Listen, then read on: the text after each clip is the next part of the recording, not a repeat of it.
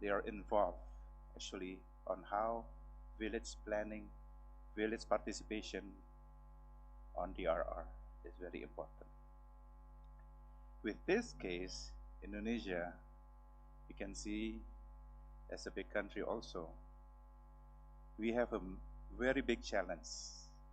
17,000 island and how to put DRR right in place at the most lowest level.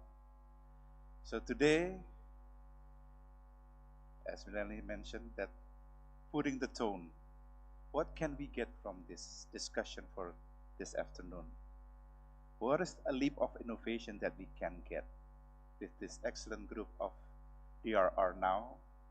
I believe you all been discussing with the heavy aspect of DRR, but now we want to hear how really women-led, deliverable, and implementative in the real world, not in the basic of a concept that we have been discussed as a communique or / outcome document, but how really can go down to earth as a frontliner when the disaster happens. So again, thank you and have a fruitful discussion for this afternoon. Hopefully we have something to bring back home, not bring back better. No, just kidding. Bring back home for DRR mainstreaming on.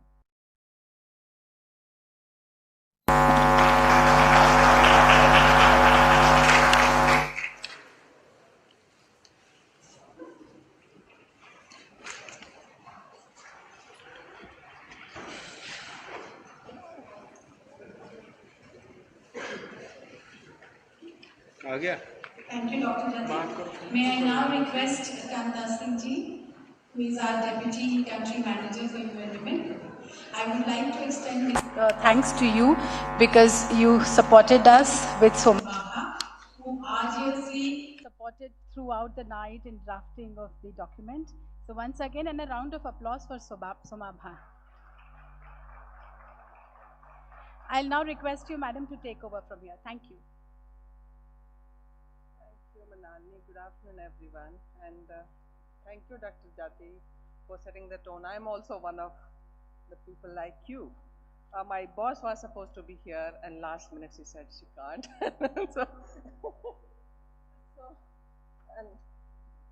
And two more things.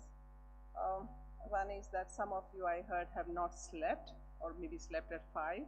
There are people online who have also been waiting for this session. They haven't slept. They're sitting 12 hours time gap.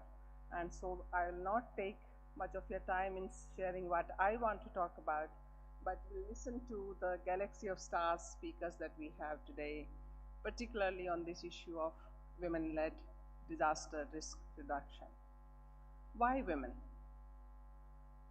And why are we talking about women's leadership in disaster risk reduction? To put it simply, if you ask me, if you don't involve women at every step, you are deprived of half the perspective. You're just counting just half. You are also deprived of half the fun, because women bring a lot of fun in the work that we do. And of course, you carry 100% burden. If you don't do justice to every section of the society, you carry the burden of not doing justice to them. So it makes business sense. It I think saves you from further disasters to have a fuller perspective, having more women around. I don't read, but today I'm sorry, I'll have to read some part of what I'm going to say, and my dilemma is that if I take my specs off, I can't see you. And if I keep my specs on, I can't read. So you'll see me struggling. But Honorable Chair, and I know Kamal is not here, but I really wanted to thank him. Last meeting in Mumbai, I requested him that we have not been able to bring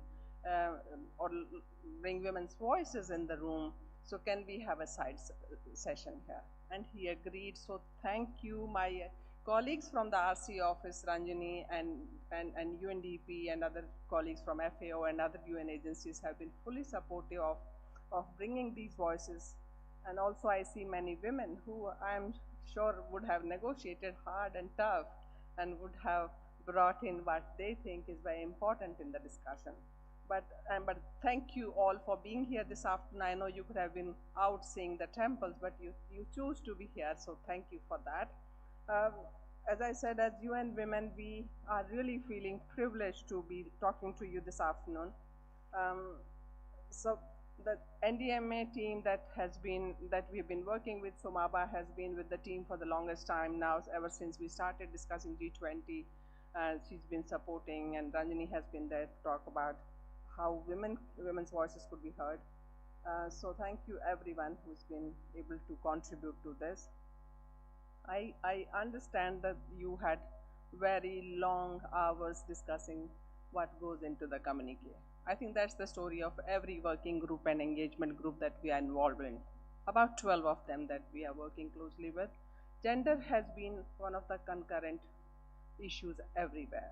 There are some words on which we fight, which I really feel that member states could understand that I think time is changing. We need to think in more inclusive terms. We need to think about our future. We need to think about our daughters, and we need to think of a world which we are going to leave to the next generation. So I think there are some hard-fought battles. I think we need to start shifting the gear to bring in more voices to make the discussions more inclusive. That's my one request. Also, communities need to be involved at every step, not only planning, but also monitoring, also financing.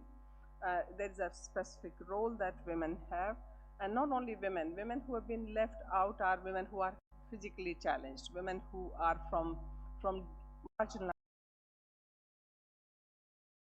While we are setting up the PPT, good afternoon to everybody.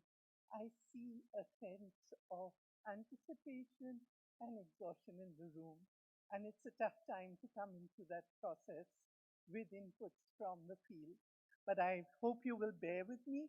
We are passionate about our work. I hope that gives you the energy to keep this day going forward.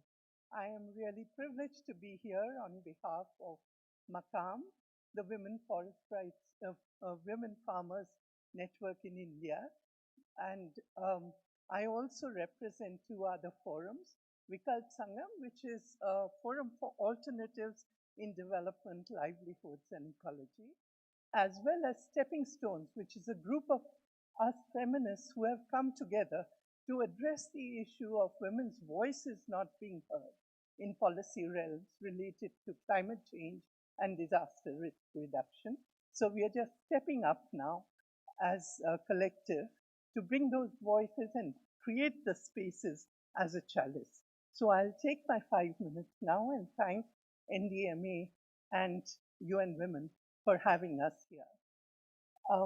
As you can see, I will be focusing upon ecosystems and livelihoods and the role of women, especially since we have been intensively working on issues of leadership and how women can play a more significant role as community leaders, as policy leaders, as thought leaders, as knowledge leaders in realms of disaster risk reduction as well as climate change.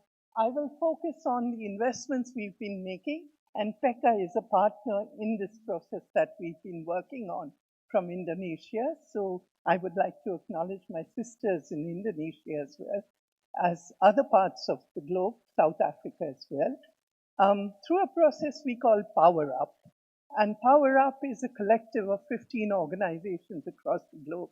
I'd be happy to field questions about that. But coming to my presentation, can we have the first slide, please? Oh, you have this here. Thank you.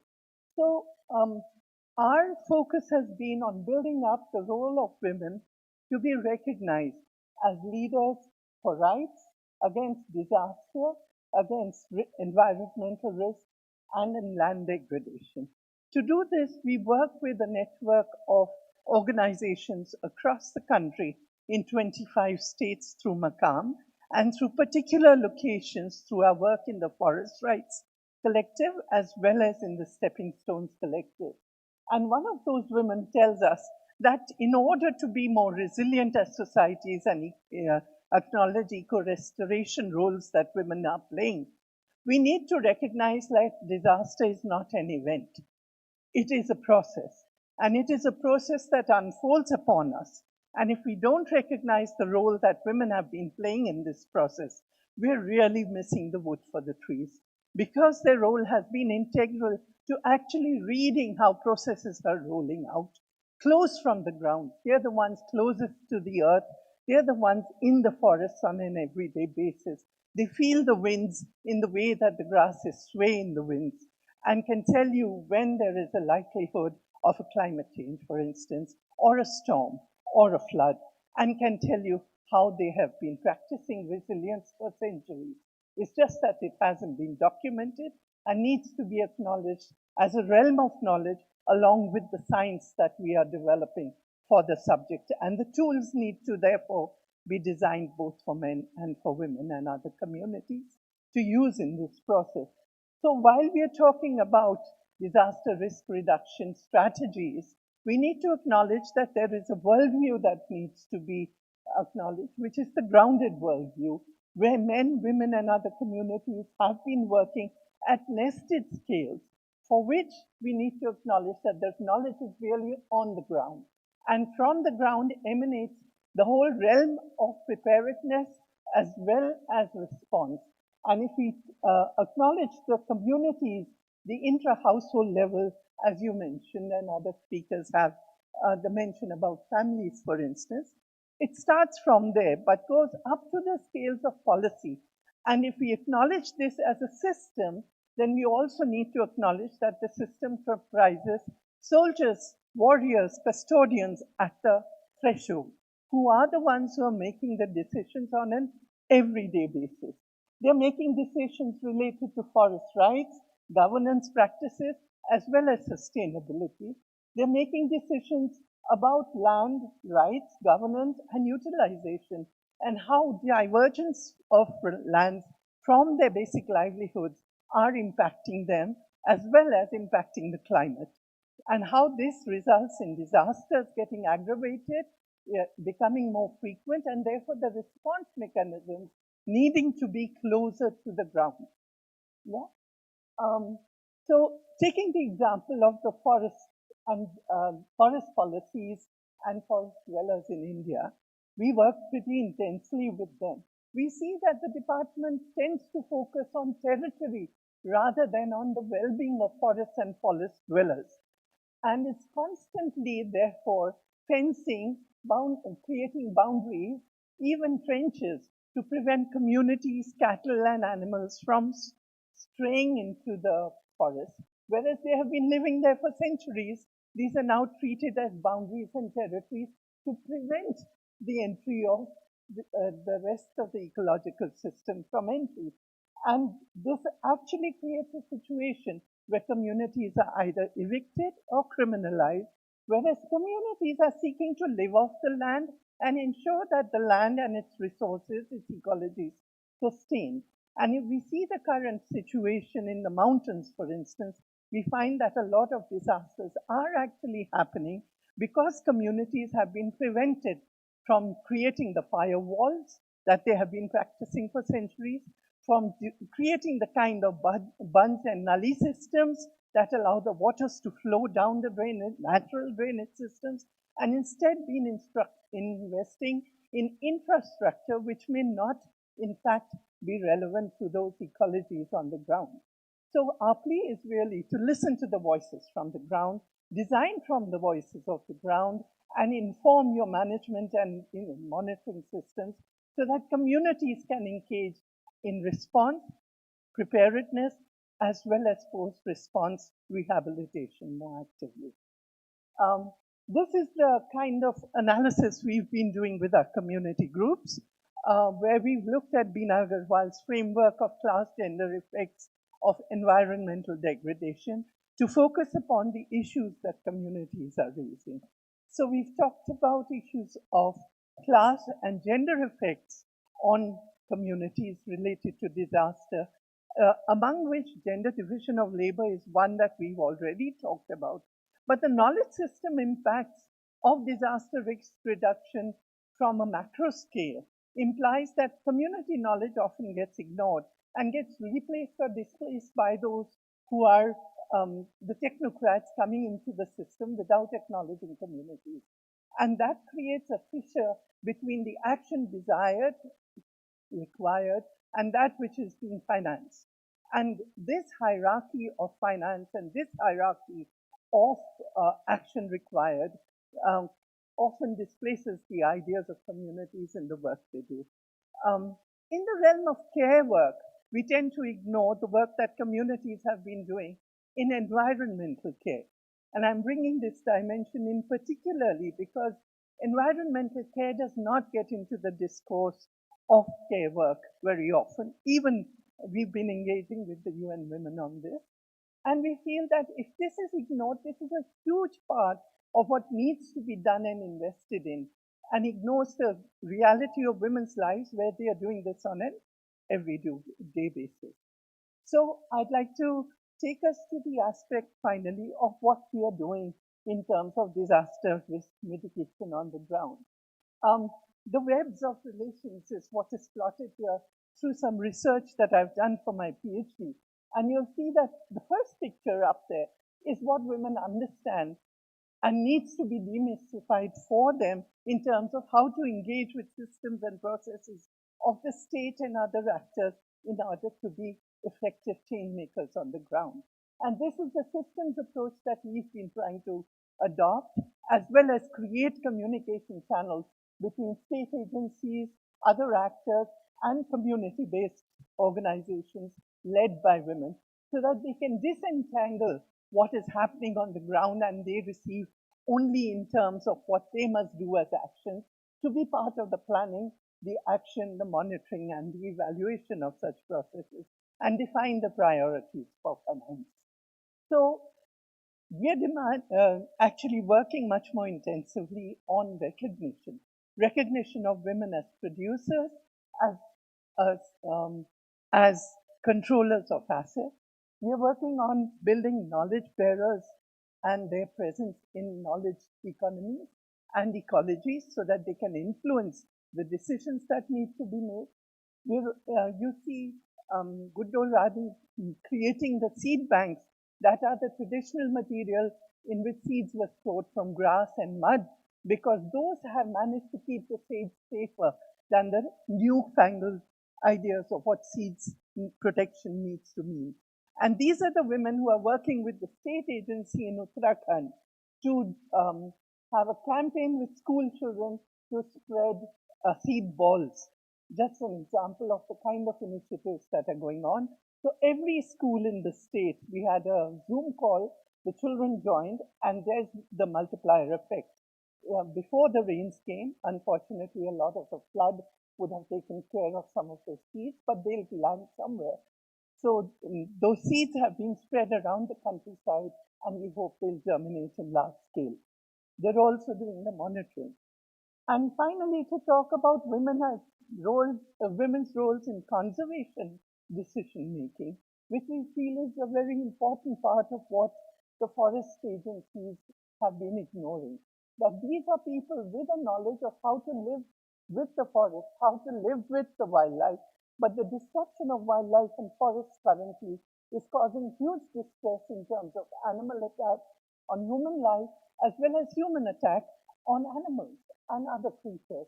So we need to take that into consideration in the way that we plan our work for the production of science, technology, and management choices to be more effective in disaster risk reduction, for which our strategies are about capacity building around some of the issues that I have already highlighted.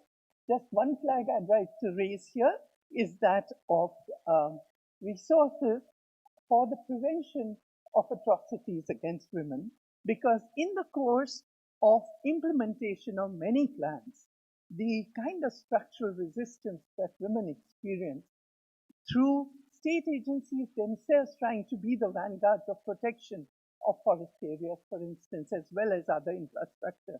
Community is getting criminalized and being at the receiving end of such violence. So a machinery that allows this kind of dialogue to happen more effectively for prevention of violence needs to be set up even in the DRR space. Here you see us having these dialogues with our National Commission for Women, as well as publishing our reports, which I have copies here if anyone's interested. I'd be happy to share those. On some of our success stories, to be able to pitch to the state about its role and how women can participate in that, in the prevention of disasters, in the preparedness for disasters, and moving towards mitigation and response strategies. Thank you so much. I'll stop here.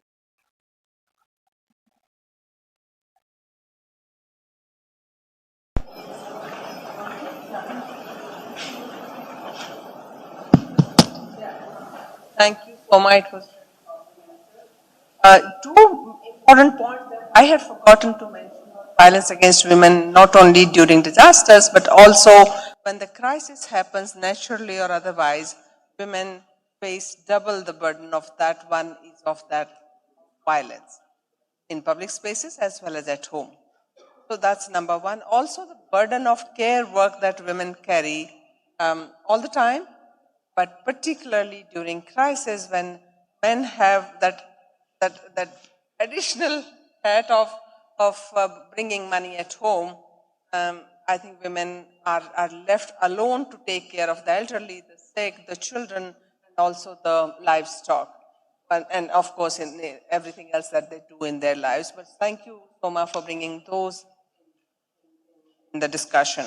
My next speaker is Ms. Tali. And Ms. Tali, I forgot to introduce you properly last time. I'm really sorry about that. But I would like you to focus on the early warning systems for women and communities. And I'm sure you already worked on those systems. You are a researcher. So thank you. Thank you. And the floor is yours.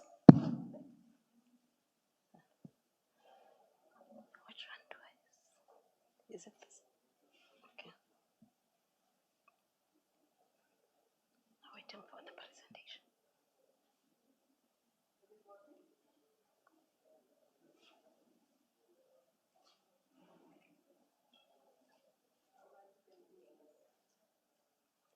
I'm just waiting for the presentation. Is it okay? Yeah. Let me see. Okay. Good day, colleagues. Am I audible? Oh, thank you. I just want to thank the Indian presidency for affording us this opportunity to be able to engage on this issue because it's one of the sensitive issues talking about issues of gender mainstreaming. But I won't take much. It's a short presentation and our focus, it was on the basis of ensuring we bring in interventions in terms of focusing on the aspect of women. But the reason why we chose that, it was because with the case studies that we had, we realized that women were more vulnerable than men in issues of disaster management. And also we realized that because they are caregivers, they are always psychologically challenged and need that psychological assistance to ensure they cope, they have mechanisms of coping with the situations. But fortunately, as the government of South Africa, our policy is very inclusive in ensuring that we are encompassed in all of the genders by ensuring that we secure the well-being of our people within the country.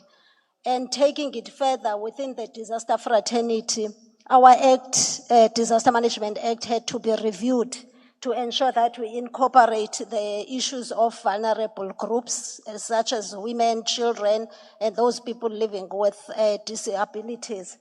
And we ensure that they sit in the National Disaster Management Forum, where we discuss issues amongst ourselves with the other sectors and other entities. Oh, thank you.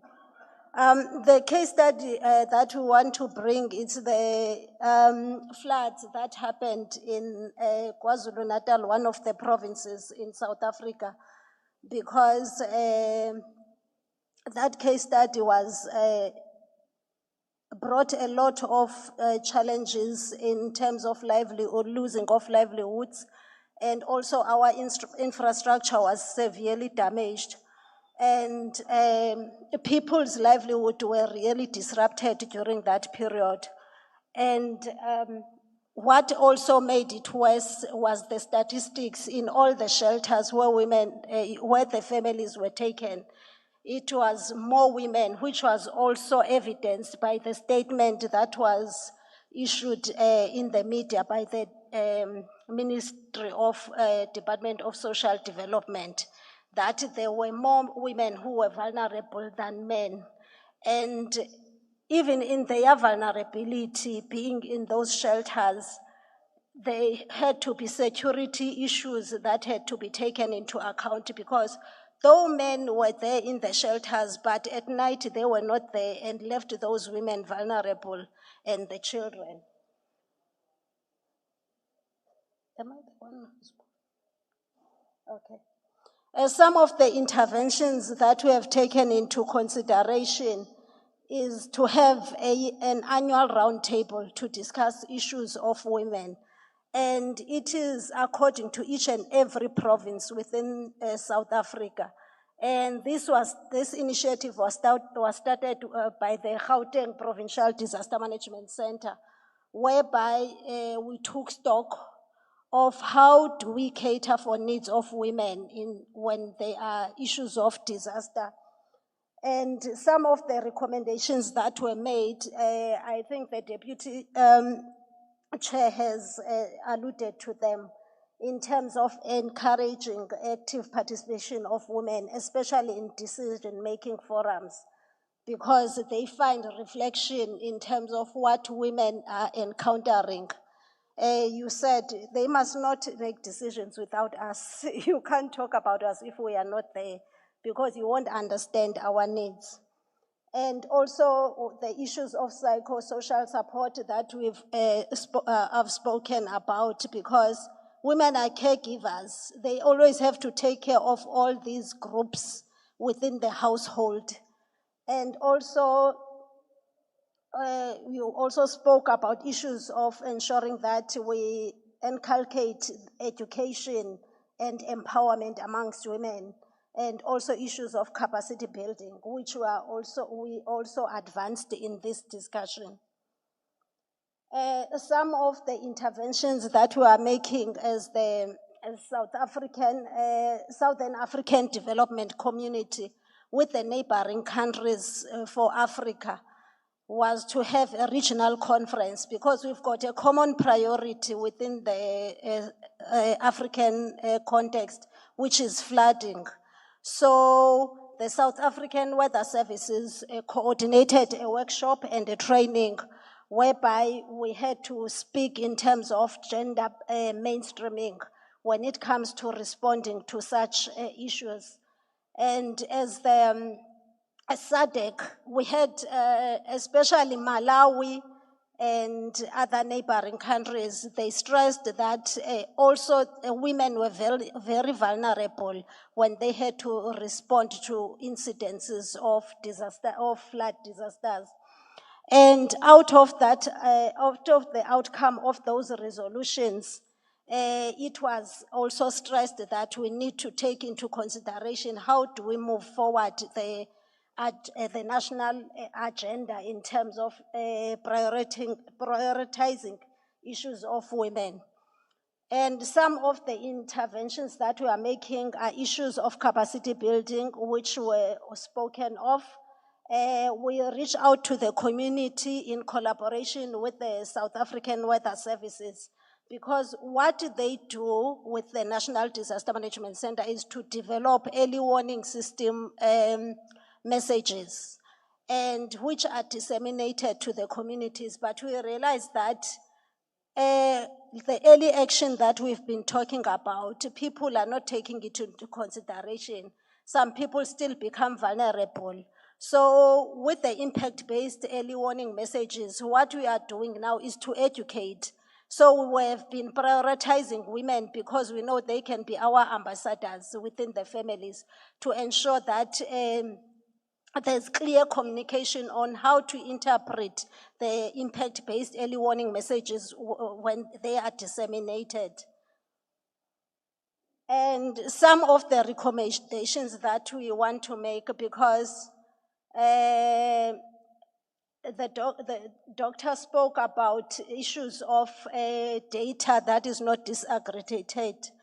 We realize that the issue of gender-based violence, especially during COVID, most of the people who were reporting were women, and we realized that because of socialization, most men don't want to go and report because they are normally laughed at sometimes, and you know how men are sometimes. They feel like intimidated to go and report such issues of being vulnerable.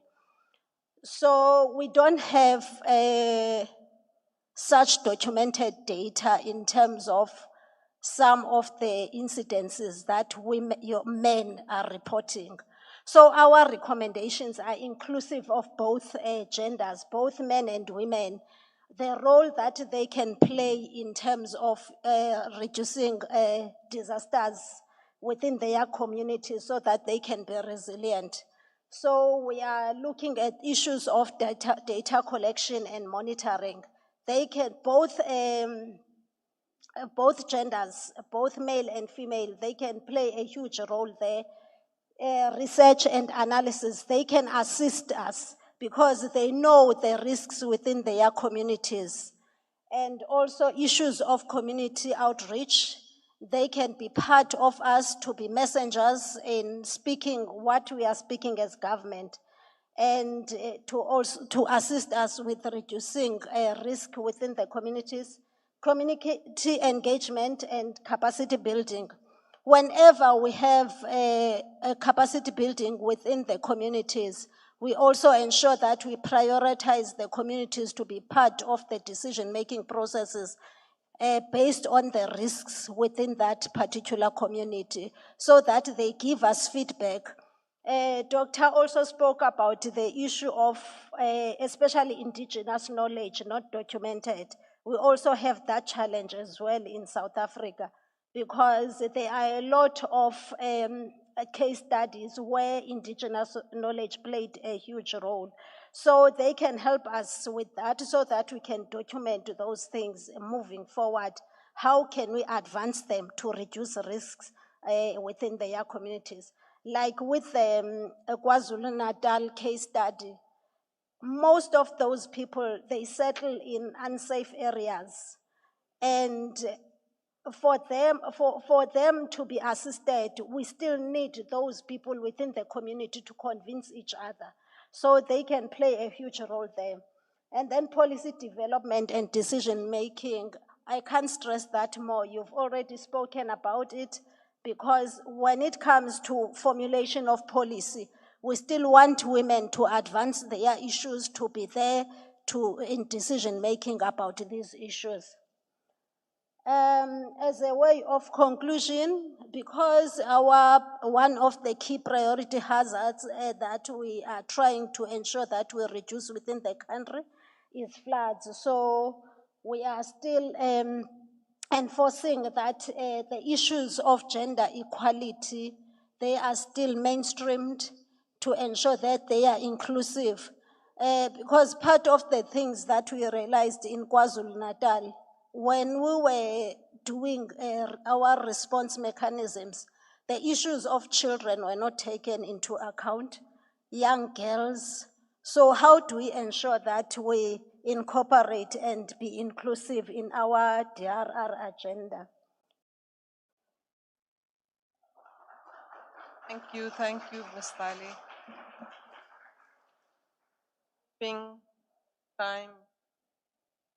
Time that we have in mind.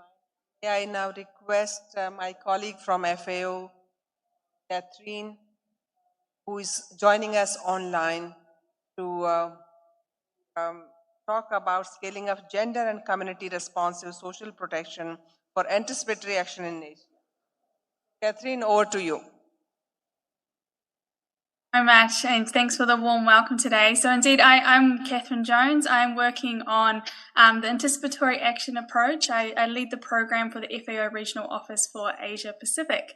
I'll try and be quick today as well. We've had some amazing, I think, speakers, and it flows on really nicely, I think, from the early warning component that we were just talking about. So I'll share my slides if that's okay, if you give me a moment to pull them up.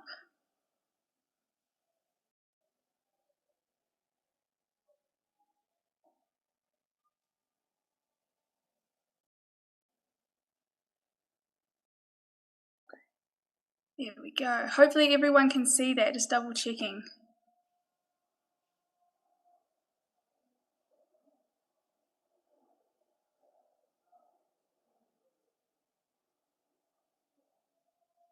Yes, is that fine in the room?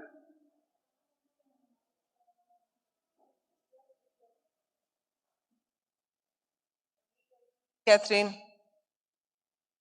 You can see it? Yes. Okay, perfect. Sorry about that. Just wanted to double check before I go off and start speaking.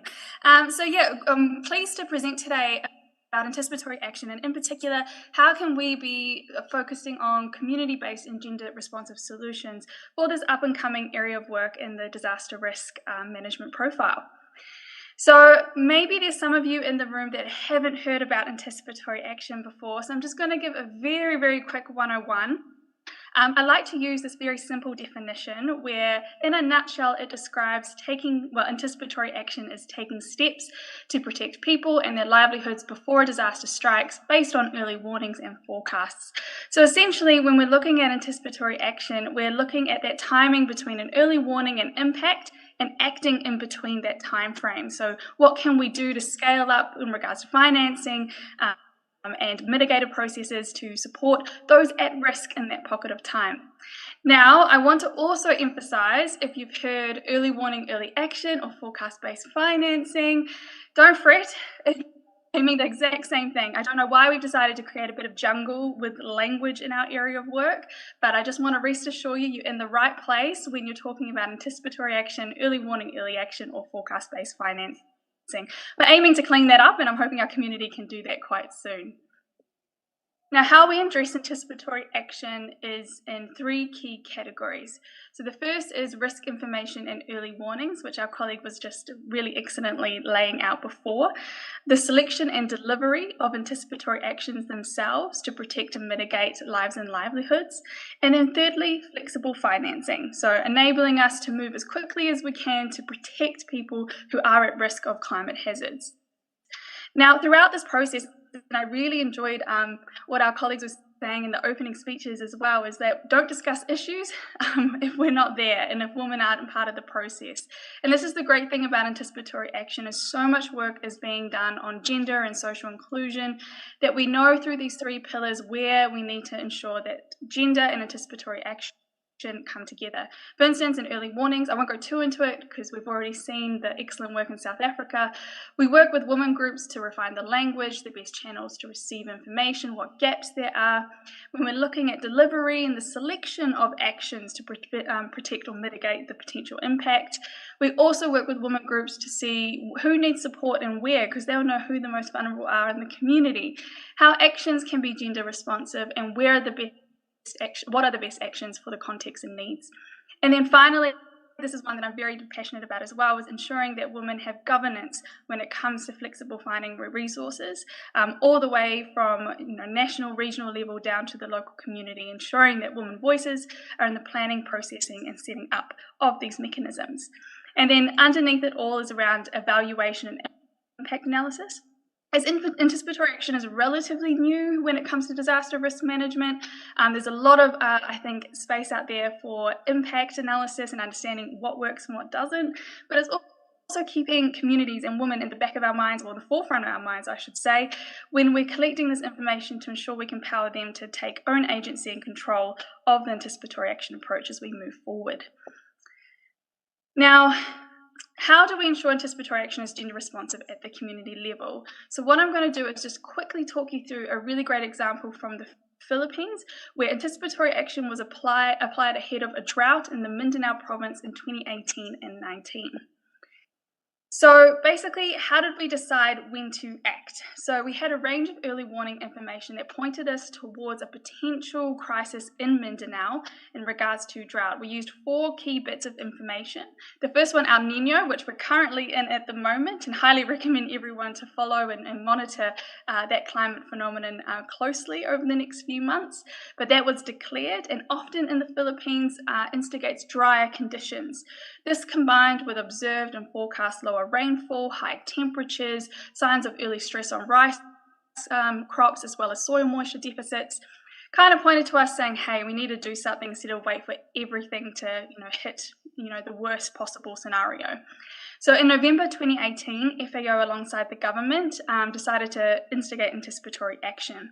The following year, in April 2019, a drought was declared 4 or 5 months after we started doing anticipatory action. So it shows it is possible, we can act on early warning information, and it is accurate, and now, thanks to technological advances, good skills.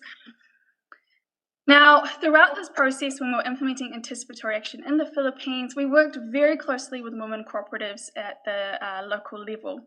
We worked with them to understand the risk that they were facing. So, for instance, their husbands losing the work in the rice fields, they had to go and collect extra water in drought times, having to leave their home for work as well as alternative kind of livelihood base, and leave their children with other loved ones or in care if they had to seek alternative arrangements. Who was the most at risk? Single mothers, those with only one income source, as well as what type of support they needed. And a lot of them said, just let us, we want to find something that allows us to stay home and not having to seek these negative coping mechanisms.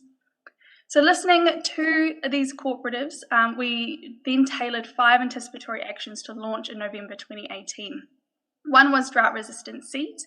So that was primarily to help prop up the crops that were destined to maybe fail, and maybe at the start of the season really just push some drought-resistant cropping there. Vegetable seeds and gardening tools, really supporting women cooperatives to grow their own food close to home that were low water requirements that allowed them to keep nutritious food coming into the family, but also sell the surplus at the local market. Small-scale pumps and irrigation systems, again keeping that water close to home and not having to go further and further out to collect water for their household. Trainings on climate-smart agriculture and early warning, so they knew what was coming, what was up to date, and how they can also take on local action themselves. And then finally, cash for work to clear irrigation canals, so ensuring that the water can flow to those rice fields that needed them. Now, what was the impact of all of this? Well, we saw 2 key things really come through here. First was women had control over their resources, and it increased their self-esteem. So a lot of these women actually was the first time that they engaged in farming, but also engaged in their own income, so having their own financial independence, where they not only were contributing to the nutritional outcomes of their household, but also financial by going to the market and selling the surplus. This gave a sense of pride and fulfillment, but when it comes to also the relationship with their husbands, it was really interesting to see how men felt less pressure to bring money back home. And they really appreciated sharing that burden with their wife as well, because the rice fields were also, some of them were cut off from going to their rice fields due to the conflict that also spiked due to the drought too. So having the wife being able to bring in some food, but as well make extra income to buy some rice or some oil was seen really handy for the whole family. And it also reduced tensions for collecting water too, because it was right next to the house and being easily accessible. And what we saw is a really great return on investment come through. So we did a cost effectiveness model to understand what was the benefit of doing these anticipatory actions. And we saw for every dollar invested had a return of up to $4.4 in avoided losses and added benefits. Now that number's nice, and it's always something that a donor or a government loves to hear to scale up anticipatory action. But for me, what I truly recognize is that when I was speaking to communities, and particularly the women cooperatives, it was a more dignified approach. That's what they said to us. I had a chance to protect my livelihoods. I didn't have to lose everything, start again, or think about, negative coping mechanisms or alternative livelihoods or things like that for me to fall down. I had a way to protect myself and move things forward. And I think that's what we need to stick with the anticipatory action approach as we upscale it. Now, talking about upscaling, and I promise I've only got another few slides, and I know we're pressed for time, so I'll be very quick. With another El Nino on the way, and drought is now increasing in the Philippines again, how do we scale up anticipatory action? The pilot we did in 2018-19 was with a few thousand. Well, thanks to ASEAN leadership, we have some really clear pathways forward, and one of that is linking anticipatory action with shock responsive social protection or disaster responsive social protection. They have the same curse as the anticipatory action world with multiple names. But we have these two key products and frameworks that allow us to kind of understand how do these two models work in the ASEAN region. But importantly, they've recently released a policy brief early this year on combining the two, but with a social inclusion and gender lens, which is really important for us to be able to scale up this process and use these government systems that already target the most vulnerable. Now, in the Philippines, we have been exploring this opportunity for this year. Now, this is also happening in Cambodia, Vietnam, Laos as well. So we are seeing this kind of area of work where anticipatory action and social protection are coming closer and closer together. But now in the Philippines, we have a pilot in our fingertips, which is very exciting. So with the Department of Social Welfare and Development, we have agreed on the trigger. So the trigger is when the early warning is skillful enough to know that 70 or 60% chance that this event may happen. So floods or typhoons are our main kind of climate risks that we're looking there, and we've agreed to act 3 days prior to impact. And we're using, and so basically that's the kind of when to act. If we're looking at who and what, we're using their social protection systems within the country. So this is what's called the Listahanan 3, which is a data registry base that they have in country to identify poor or near poor households. And I know some other colleagues were talking about data comes in here too. Gender responsive data is the key, and they've been managing to inject that into their programs from the word go. So this allows us to get to a larger scale people who need support the most. And then we can use their 4P, which is a cash grant social protection program, which primarily aims to break the intergenerational poverty cycle, but also allows short, sharp payments to come out as well in times of crises. So that's where the anticipatory action approach is being embedded to.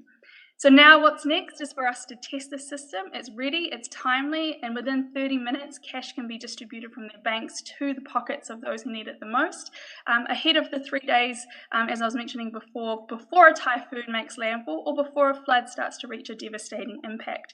So I do hope we can get some, well, I don't hope for a natural hazard to come to fruition. I think none of us do, but if it does, hopefully this way of working can showcase how we can protect and mitigate lives and livelihoods on a larger scale moving forward. And now this is just my last slide and just some final thoughts on how can we move forward with this approach to ensure that it is gender and socially inclusive. One is to get communities on board and focus on local ownership with governments as well. So from the word go, not an afterthought, having our social inclusion and gender considerations from the beginning and throughout, and the leadership factor that I was mentioning early on. That's something I think so important in the way that we conduct anticipatory action. Secondly is data, and our colleagues have mentioned that before as well, really strengthening this and using this to paint the bigger picture, because this allows us to shape our programming and understand better who, how, and what we should be targeting and doing when it comes to anticipatory action. And then finally, generate evidence, but evidence that's for the communities and it's for the household, not just for us agencies and donors and governments, but ensuring that that information can be digested and used for future. And yeah, that is my last slide. Thank you so much for listening. I'll pass you back to the MC. Thank you. Thank you, Catherine, and this was really interesting. I don't know if there was anything more interesting than the return on investment slide. Did we notice that? And some of you would remember when HIV/AIDS was at its peak, so many organizations, so many people, investors, everybody came in. I think right now the flavor is climate change, and where there is a lot of money, and you'll find in all the discussions, every meeting, sorry to use the word, but many men will come and talk about only climate change, even if they were not working there. So, but which is good for us, because if we can also make a business case for involving more women and also return on investment and return on investing in women, I think it will be very comprehensive ecosystem-wide approach then. So investment is very, very important. I won't take more time. So my next speaker is Naima Chaudhary. She is from Global Affairs Canada. And Naima, if you can talk about Canada Caribbean Resilience Facility and the work that you have been doing there. Thank you so much.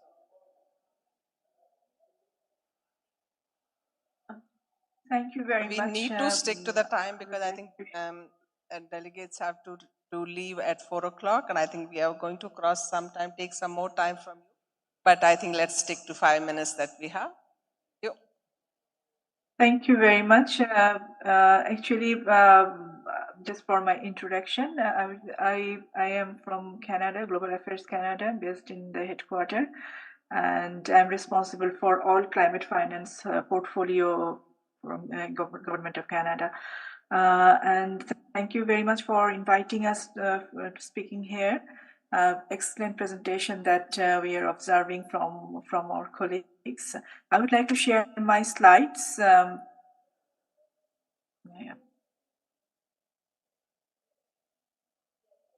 I don't know that you can see it. Okay, we can see it. Yeah.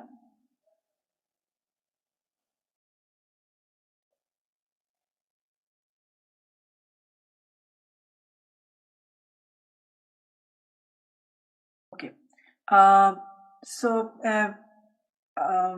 Saying about that disaster response and climate change responsive programs, Canada has certain policies that is fit for all programs that we are funding.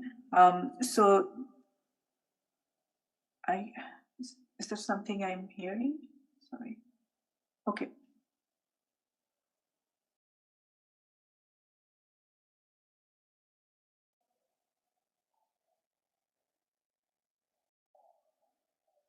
So the most important thing that what Canada likes to ensure is the FIAP agenda, Canada's feminist vision. And Canada is adopting a feminist international assistance policy that seeks to eradicate poverty and build a more peaceful, more inclusive and more prosperous world. Canada firmly believes that promoting gender equality and empowering women and girls is the most effective approach to achieving this goal. So whatever the programs that Canada funds is ensuring that gender is in the center. Canada's investment follows the Feminist International Assistance Policy that considers gender and intersectionality as the first instance in response GBA+. So it's one strategy and tools that I would like to present, that how the situation that we often face, and we hear that gender,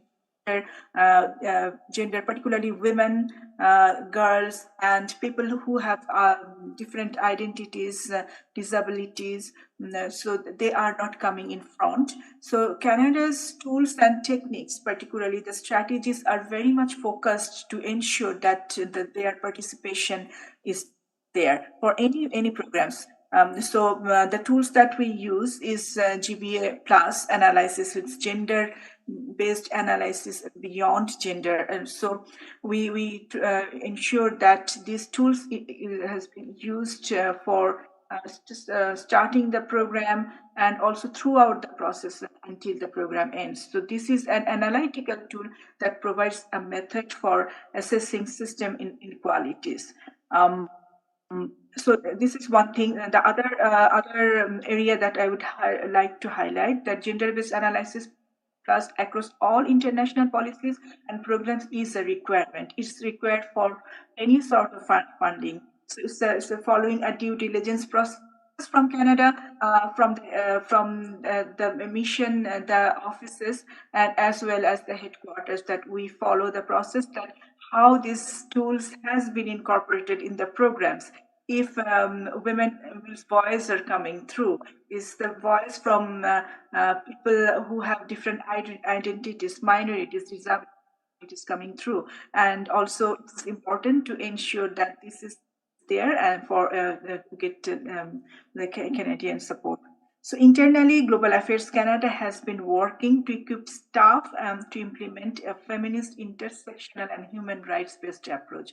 So these are the area that I would like to highlight. Now going to the Canada Caribbean Resilience Facility, which is a great collaboration regionally for Caribbean region, and this has started in 2019 with Canadian 20 million with partnership with the World Bank, and the countries that are covering for this program is Antigua and Barbuda, Belize, Dominica, Grenada, Guyana, Jamaica, St. Lucia, St. Vincent, and Green Lines and Suriname. So these are all small islands in Caribbean regions, and such vulnerable area for disaster and facing lots of impacts with regards to climate. So this project is like we are getting such important impact through this project, and I would like to highlight a few here. So this project is more linking the ground level situation and policy together, and it's helping throughout the system. It's focusing on the community, but also bringing those changes in the system so that the system is responsive for the disaster risk management and disaster risk responsive framework. While significant progress has been made, implementation on the ground still lags behind, in large part because DRM agencies, ministries, and other partners lack the knowledge on how to develop and implement actions to address the differential needs of women and men and girls and boys.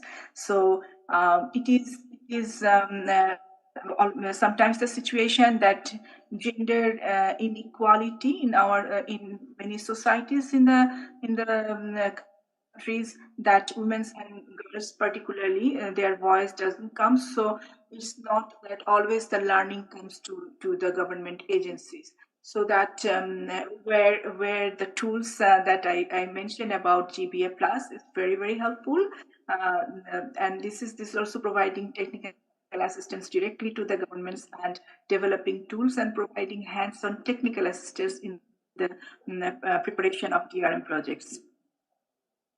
So these are the countries in the map where we can guess that how who are familiar with Caribbean region know that these are the most vulnerable areas in Caribbeans.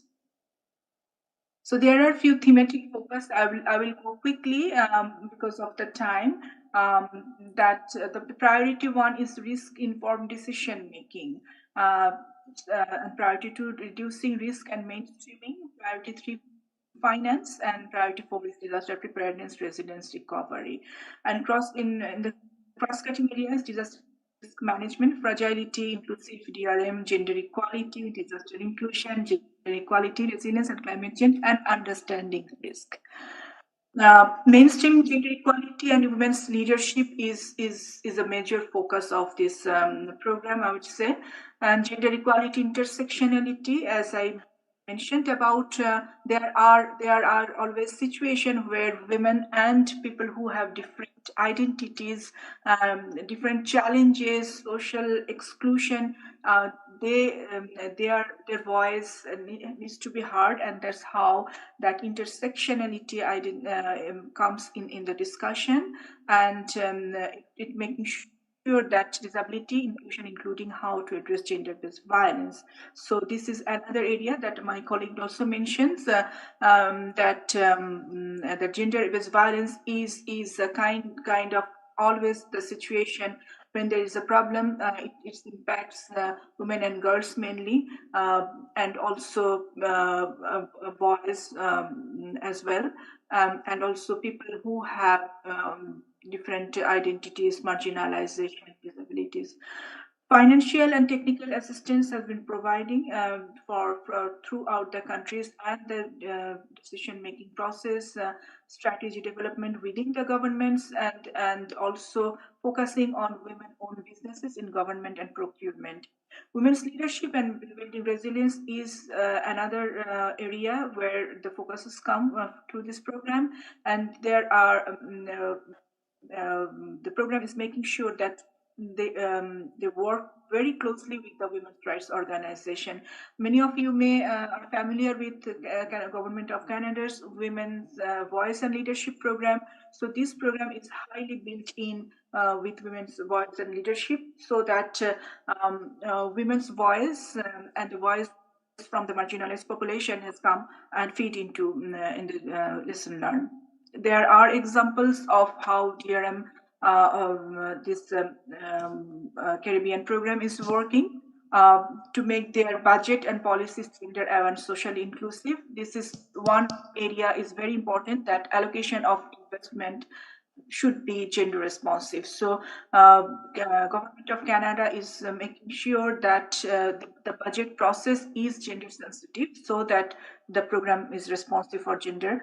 Another example, I would say that this program is inspiring all 9 countries, helping the National Disaster Management Agency to develop a new DRM bill, which is a kind of milestone for making this DRM bill, which and bringing gender equality and gender-based violence discussion into that bill. So there is systemic change that this program is. Naima, I'll have to stop you here. One more minute for you, and then we'll have to go to the next speaker. Yes. And I know it's an odd hour in Canada, and thank you for keeping awake at this hour. But one more minute, and you'll have to close it. Yeah, thanks very much. So these are few photos that are from the program. Where here is you can see the inclusion, how this gender and inclusion are kind of core of the program. It's community-based discussion happening here. There are skill development and capacity development initiatives working with youth, and also bringing the disability perspective into the program. So this again saying that this is a kind of intensive program that is helping from community to policy level to bringing the gaps in the DRR system. Thank you. Very much. Thanks a lot.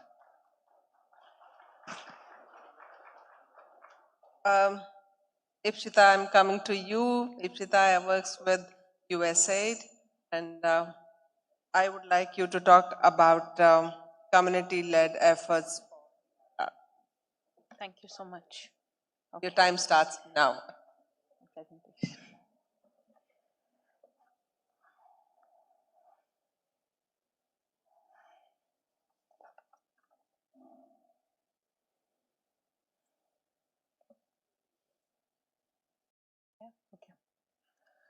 Good evening, everyone. My name is Ipshita Sarkar, and I am the Regional Coordinator for South and Central Asia at GNDR. GNDR is the global network of civil society organizations working for DRR, and we are, as the name itself suggests, we are present globally, and we have about 1,700 members across the globe who are part of this network. Today I'm going to present on community-based approaches for DRR. So at GNDR, we believe that local communities most at risk must be enabled to participate, influence, and take decisions on development and resilience building policies and practices, because they are the ones who are most at risk. And they have critical knowledge and experiences of the threats they face and the consequences, the actions that need to be taken to help reduce the risk, as well as the barriers to those actions. And it is from this perspective that we strongly propagate 2 approaches of localization and risk-informed development. They're critical to adopt to ensure that we together achieve development that is not only sustainable but also resilient. Talking about localization, the localization that I'm talking about here is a bottom-up approach. It does not mean solely focusing on channelizing humanitarian assistance funds to local actors. It also goes further than just listening to communities. It refers to structural changes at the local, national, and international level, where local actors, that is local authorities, CSOs, small businesses, communities most at risk, have the capacity, resources, and power they need to decide how to strengthen their own resilience. This includes strengthening the capacity of local communities most at risk in terms of knowledge and skills, establishing effective and inclusive systems and procedures in terms of governance and accountable management practice, supporting and enabling policy environment both at the international and local levels of government, but also donor agencies, INGOs, and private sector, ensuring there are linkages among local actors at horizontal level and across local, national, and international levels to engage, influence, and implement actions. And lastly, transferring financial resources so that actions match words. Moving on to risk-informed development, which is the second approach I mentioned, from national development strategies to local water management plans, risk considerations should be embedded in every policy-making process. It would be even better if the risks are not only seen from the empowered perspective, that is from our perspective, but from the lens of those who are most at risk, the communities who are living at the front line of disasters, and therefore designed to deliver development plans and actions as well as building actions, resilience building actions. The basis of this approach is recognition of the fact that when development is not risk-informed, communities report that instead of delivering progress, development can end up creating risks, increasing risks and wiping out potential gains.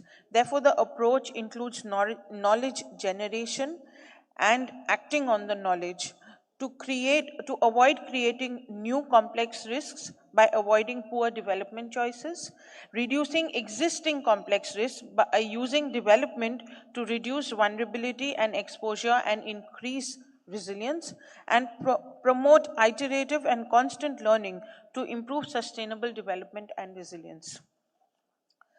Moving forward, we have tried to apply both localization and risk-informed development approaches in our own work. And specifically, when we talk about two of our projects, that is the Views from the Front Line and the Making Displacement Safer project. So what we have done is that for Views from the Frontline, which is the fifth iteration of our flagship program called VFL 2019 and funded by the European Union, ran from 2018 to 2022. Under this project, 117,000 people were interviewed in 712 communities of 50 countries. After conducting the surveys, each local community has developed local action plans. Each plan identifies activities that should be undertaken by whom and the resources needed. These actions have been undertaken in collaboration with local government authorities and other local stakeholders. And the second project, Making Displacement Safer, which is funded by USAID's Bureau of Humanitarian Assistance, in which we are working with people displaced by conflicts and disasters in 11 countries to understand their risks and develop locally led solutions to improve their lives and livelihoods. In both instances, our entry point has been to understand risks from the perspective of those most at-risk communities, identifying solutions best suited to their context and applying multi-stakeholder approaches to identify and implement actions to achieve an inclusive, people-centered approach to resilience building. Moving forward, in terms of specific examples of the work that we have done at the community level, so under the Views from the Frontline project are in Bangladesh, we were able to set up a civic engagement alliance, which became a platform for communities as well as local authorities and other stakeholders, multi-stakeholders, to be able to engage and to discuss risk and building resilience. In Nepal specifically, women have been trained on non-structural measures for earthquake resilience and safety, in which now this group of women are possibly the most skilled set of women in non-structural measure for earthquake safeties in Nepal. And they're not only being able to ensure the structural, non-structural safety for in their own homes, but also in schools as well as in health facilities. And I'm going to quickly jump forward. There were 2 more examples, but just to wrap, I would like to say that in conclusion, I would like to say that multi-stakeholder partnerships at the local level between local government organizations, community members, technical institutes, CSOs, and small businesses ensure a sense of ownership at the local level. In fact, by adopting this approach, we move away from communities being only recipients of development and resilience building actions, and instead move towards them being actors in our journey of achieving sustainable and resilient development. Furthermore, when partnerships at the local level between local government authorities, communities, civil society organizations, and private sector are institutionalized, it ensures that at times of disasters and emergencies, systems are already in place for effective and resilient recovery. Thank you so much. Thank you, Ipsita. I'm sorry to cut you short. Yeah. And my last speaker, of course, is Ms. Constanza, World Bank. And I will request her to just limit herself to the most important points. I'm really sorry for this, but I think we need to close it in next 5 minutes. So if you could take 4 minutes, and I'll just close it in 1 minute. Thank you so much. Tough. And I'm not being fair to some of the speakers. I'm really sorry. Okay, can you hear me? I'm going to share my... Yes, we can hear you and we can see you. Okay, thank you very much. I'm going to share my... Okay.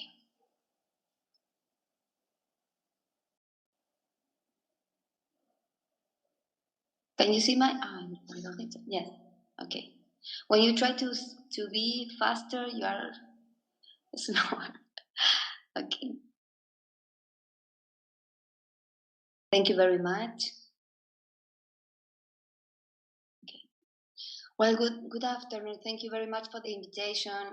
My name is Constanze Schmidt. It's a pleasure to be on this panel as part of the group of people who work on incorporating an inclusive vision into the operations, finance, and support by the World Bank. And I know everybody's tired, so I'm going to be quick and skip some parts for my presentation. Don't worry. Okay, let's move forward. The World Bank has developed a gender strategy that comprises 4 fundamental pillars which serve as a guide for all gender-related actions within projects. Beyond the specific characteristics of the World Bank gender strategy, I want to highlight the importance of aligning our daily actions with common institutional goals to give them greater impact. And in that sense, in the World Bank, we had another example of institutional instruments in the Latin America region, that is the Regional Gender Action Plan. The bank's gender strategy and the region's Gender Action Plan emphasize the importance of measuring results based on data and evidence on what we work. The position of the World Bank to be a more effective actor in tackling gender gaps in the 4 pillars of the strategy expands the scope and ambition of the bank policies and operations. The World Bank uses a methodology to indicate bank operations that close gender gaps in the 4 pillars of the gender strategy, that is called Gender Tag. And the Gender Tag was introduced to systematically track implementation of the strategy and measure results across the 4 pillars. the internal architecture to support the gender tag processes to support tax team to identify operational entry points to close gender gaps and connect them to evidence and global knowledge. I'm going to skip a bit of this, but I'm going to highlight that this methodology involves the 3 steps.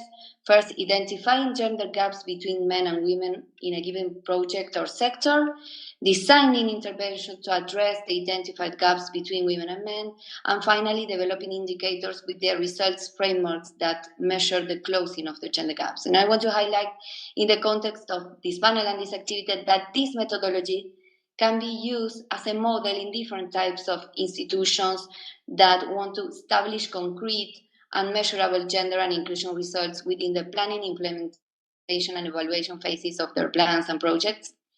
About the Central American experience, I'm going to skip this because I prefer to talk about the notable cases that we have on the Central American region using this methodology. First of all, about investment projects in the aftermath of Hurricanes Eta and Iota in 2020, the bank approved 2 emergency operations in Nicaragua and also in Honduras for supporting recovery of the affected zones. Impacting these zones was differentiated considering gender and other socioeconomic characteristics of the population. Impact was different because vulnerabilities were different. The operations have introduced several elements of analysis for the definition of recovery interventions and investment based on these characteristics of the beneficiaries. About World Bank public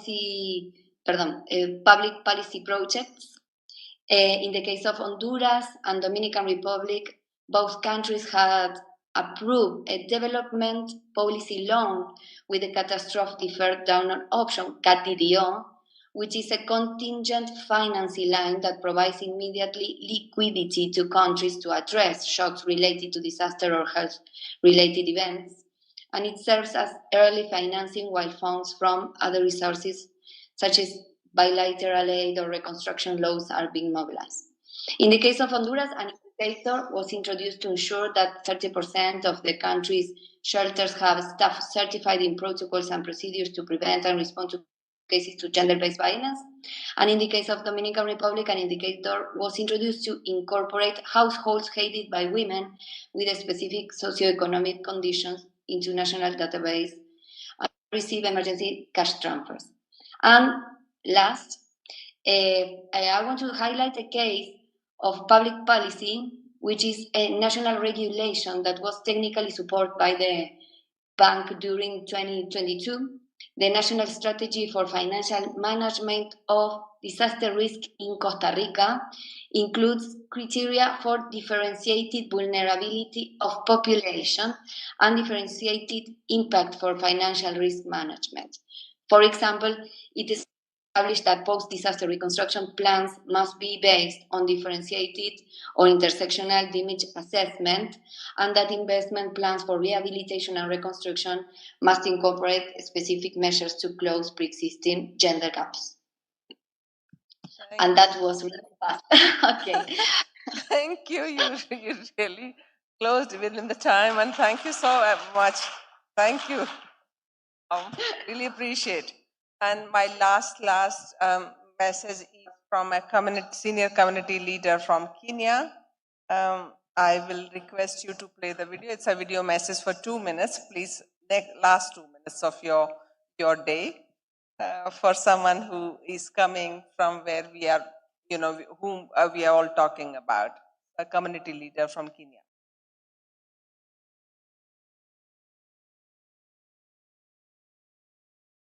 Also the chair of Waru Commission. Yeah.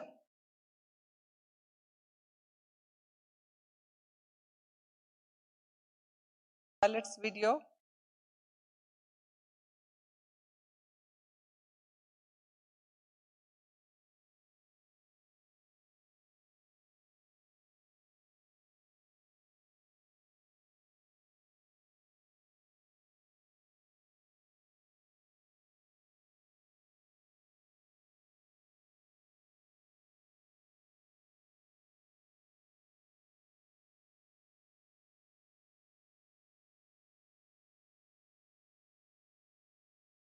can end here. Okay. We can play it. Okay, thank you everyone. But my last thoughts on what we have been discussing this far, I remember an incident. I used to work in the prisons, and there was a 5-year-old boy who used to come and just talk to me every day. And I just, because he was born in the jail, and he had not seen the world outside.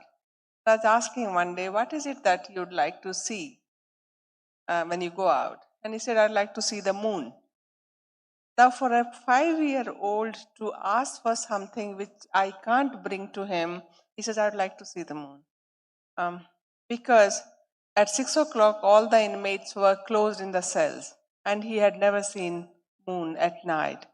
The point I'm trying to make here is that all of us have been asking for something which we have never got. And this demand of including women in everything from planning to implementation to also monitoring the impact is something that comes from our heart. I will request the world leaders and also the delegates who are sitting here to start thinking of people who have been left behind in terms of decision making to include them. But thank you all for your time, for your patience, and also for being so considerate in, I'm sure, bringing the gender aspect in the communiques. Thank you for your negotiation. All the best. Thank you.